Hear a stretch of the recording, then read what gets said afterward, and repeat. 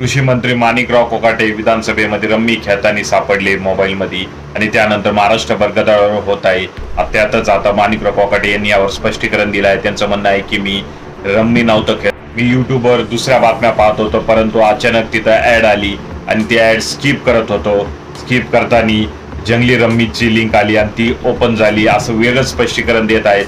आणि जर आपण त्यांचा व्हिडिओ पाहिला तो जंगली रम्मी खेळताना, त्या व्हिडिओमध्ये साफ दिसत आहे की माणिकराव कोकाटे हे दुर्री तिर्री इकडली दुर्री घेऊन तिकडं जोडत आहे आणि तिकडला पत्ता इकडं जोडत आहे. रम्मीचा जसा डाव साधायचा असतो तो डाव साधण्याचा प्रयत्न करत आहेत. त्यामुळे माणिकराव कोकाटे किती खोटारडे आहे व जनतेला मूर्ख बनवण्याचा एक केविलवाना प्रयत्न करत आहेत. यापूर्वी माणिकराव कोकाटे यांनी कृषी मंत्रालय म्हणजे ओसाडगावची पाटीलकी असल्यासारखं आहे असं विधान केलं होतं. तसंच शेतकऱ्याला भिकारीही म्हटले होते. त्यामुळे अशा निर्लज्ज बेजबाबदार मंत्र्याला लवकरात लवकर मंत्रिमंडळातून हक्कलपट्टी करा.